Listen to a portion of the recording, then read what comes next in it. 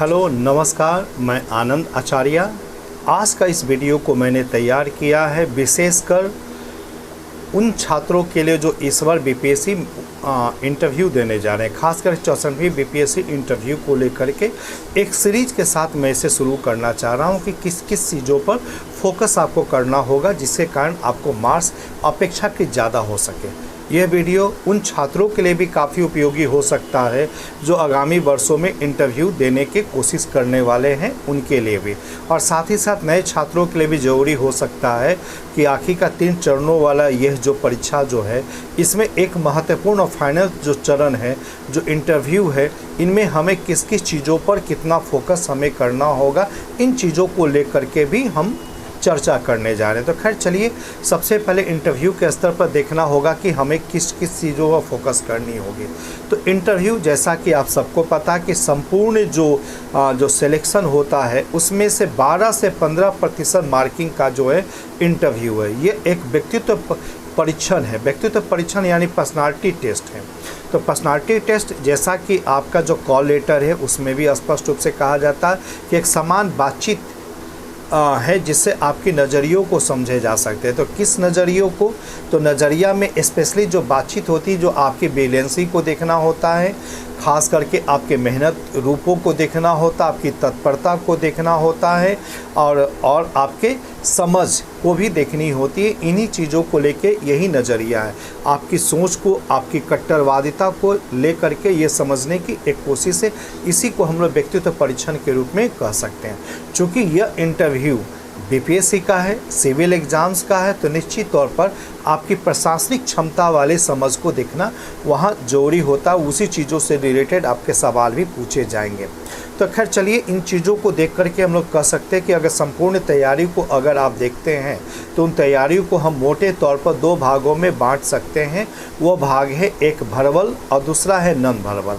जहाँ तक non verbal की चर्चा होती है, वह जो है स्पेशली आपका ड्रेस, आपके मैनर, आपके प्रेजेंटेशन, आपके आई कांटेक्ट, ये सारे सेक्शन से संबंधित होते हैं कि सामने वाले बोर्ड के साथ आप कितनी तत्परता, कितनी बेहतरीन से, कितने मैनर, कितने सुलझे हुए व्यक्तित्व के साथ आप उनको प्रस्तुत किए।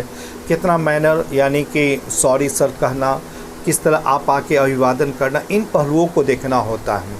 ये आपके ये नॉन वर्बल सेक्शन आता है। कहा जाता है कि जैसे ही आप इंटरव्यू बोर्ड में शामिल होते हैं, जैसे इस रूम को कहते हैं मे आई कमिंग सर, या क्या मैं अंदर आ सकता हूं, तो आपकी जो लुकिंग है, आपकी जो एक समान जो एक आभा जो वहां प्रस्तुत होती है, उसी के आधार पर अनुमान लगा लेता है कि यह स्टूडेंट किस स्तर पर है। यानी कहने का मतलब है आपको जो मार्क्स मिलना वो 50% लगभग वहीं पर तय हो जाती है।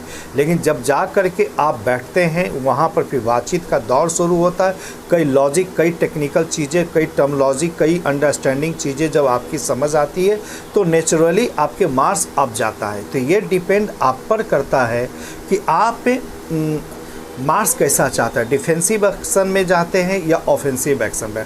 जहाँ तक रहा डिफेंसिव एक्शन की बात है, तो आप सिंपल तरीके से मैक्सिमम सवालों, विवाद से रहित सवालों पर आप सॉरी कह करके आप निकल सकते। कम सवाल भी दीजिए, कम उत्तर भी देंगे, इसमें भी जाए। लेकिन इसमें अगर कम उत्तर देते हैं, अगर अंडरस्टैंडिंग अपनी दिखा नहीं पाते हैं, तो निश्चित तौर पर आपको मार्क्स कहाँ ज़्यादा मिलेंगे, तो सिंपल ही मिलेंगे। अगर मार्क्स चाहिए तो प्रत्येक पर एक सोच, प्रत्येक पर एक समझ, प्रत्येक लॉजिक पर आपकी जो अंडरस्टैंडिंग, एक विचार, एक विकल्प, एक यानी एक ऑप्शंस होना चाहिए। इन चीज़ों पर भी आपके मार्क्स मिलते हैं। यही वजह है कि हम लोग कहते हैं कि मुख्य परीक्षा के जस्ट बाद आप इंटरव्यू की तैयारी में लग जाए और अपनी लुकिंग, आपके चलने का ढंग, आपके बातचीत करने का ढंग, आपके लॉजिक, वो रूप है। और यही वजह है, कहा जाता है कि जिनकी इंटरव्यू अच्छी अगर है, तैयारी बेहतर हो चुकी है, उनके मुख्य परीक्षा क्वालिफाई करने की संभावना उनको सबसे ज़्यादा हो जाती है। क्योंकि वही पॉइंट है, वही चीज़ को समझना है। इसीलिए मैंने जो सेक्शन बताया कि इंटरव्यू की तैयारी बेसिकली 2 पहलू पर होता है। एक नॉन वर्बल सेक्शन जिसमें dress, eye contact, manner, presentation, ये चीज़ आता है। तो दूसरा जो है आपका वर्बल, जहाँ लॉजिक है। इस लॉजिक से आपसे जो निकाले जाते हैं आपकी ब्रिलियंसी, आपकी किस तरह आपके नॉलेज लेवल है, वो दूसरी चीज़ अंडरस्टैंडिंग, आपकी समझ को निकाली जाती, आपकी तत्परता देखी जाती है, आपके मैच्योरनेस को समझा जाता और साथ ही साथ आपके मेहनतपन को भी देखा जाता कि आप कितना मेहनती हो सकते हैं। तो ये चीज़ें जो सवाल जवाब होता है, यही सवाल जवाब, इसलिए इंटरव्यू में बहुत ज़्यादा मायने नहीं है कि क्या क्या पढ़ें, पूरे सिलेबस से मायने नहीं है।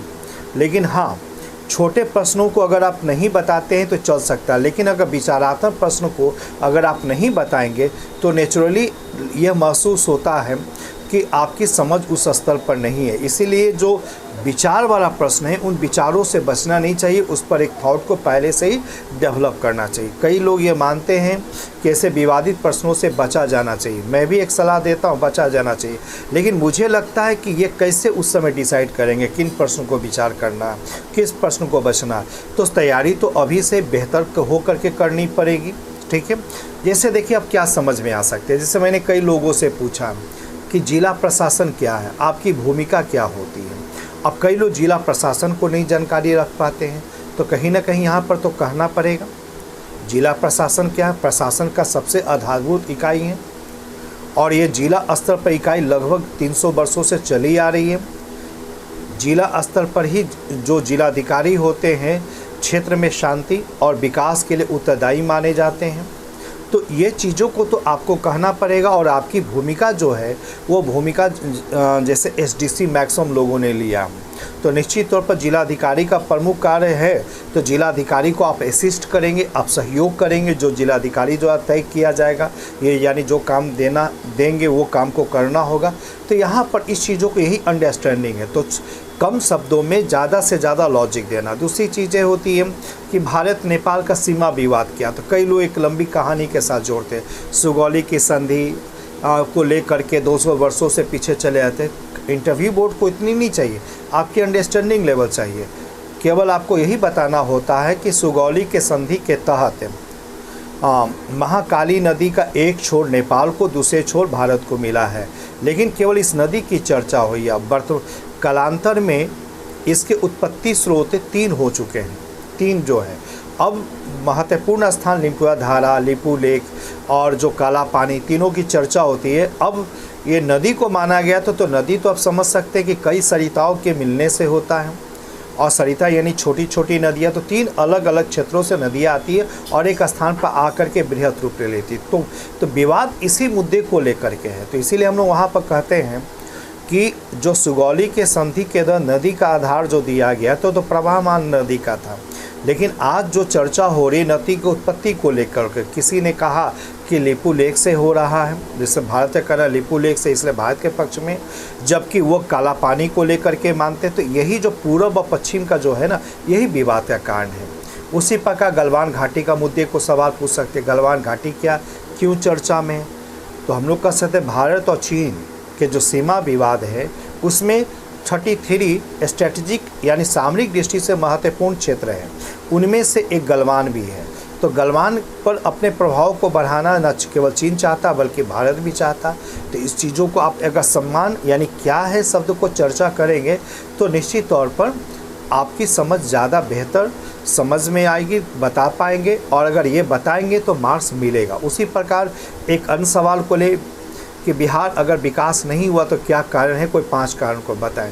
तो कई लोग अशिक्षा, गरीबी, ये चीज़ों को देते हैं। तो ये सामान्य सा चीज़ है, लेकिन अगर इन चीज़ों को अगर डायमेंशन को व्यापक लेके कहेंगे कि बिहार की अगर गरीबी है, अगर बिहार का अपेक्षित विकास नहीं है, तो इसके लिए कई स्तर की कमियां देखी गई है, जिसमें सामाजिक, आर्थिक, राजनीतिक, सांस्कृतिक, इन 4 कारणों से, चारों कारणों का अगर एक एक पॉइंट को व्याख्या कर देंगे तो एग्जामिनर को लगेगा कि आपकी सोच काफ़ी व्यापक है। उन चीज़ों को अगर मौका दिया जाए तो नेचुरली वो व्याख्या कर पाने की स्थिति में, उसी क्रम में जब इंटरेस्ट उनकी आती है तो आपसे ऐसे सवाल और पूछे जाते हैं ताकि आपका अंडरस्टैंडिंग लेवल बेहतर हो सके, ठीक है।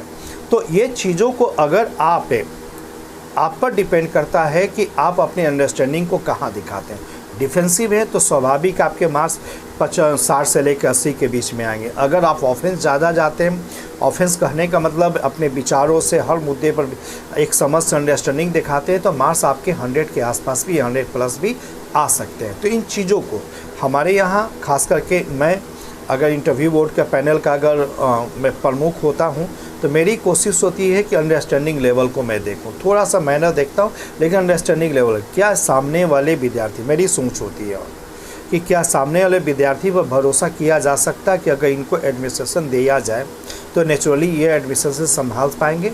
क्योंकि यहाँ देखिए उस तत्परता को देखी जाती है जिसमें कहा जाता कि मात्र 1% प्रशासन है और 99 पर भारी पड़ता, तो 1% पर कैसे दिया जाए? एक जिम्मेदार व्यक्ति को दिया जाए, एक मेहनतकश व्यक्ति को दिया जाए, एक समझदार व्यक्ति को दिया जाए। तो ऐसी ही स्थिति को खोजने की कोशिश होती है कि नहीं, इनमें वो क्षमता दिखती है, वो नेतृत्व क्षमता दिखती है, उनकी अंडरस्टैंडिंग दिखती है कि ये चीज़ों को मैनेज कर सकते हैं। तो इंटरव्यू यही चीज़ें हैं और यही चीज़ों को आपको अपने स्तर से डेवलप करना होगा। हम कई वीडियो आज के बाद इस चीज़ को शुरू करने जा रहे हैं, खास कर प्रश्नों के साथ जुड़ेंगे।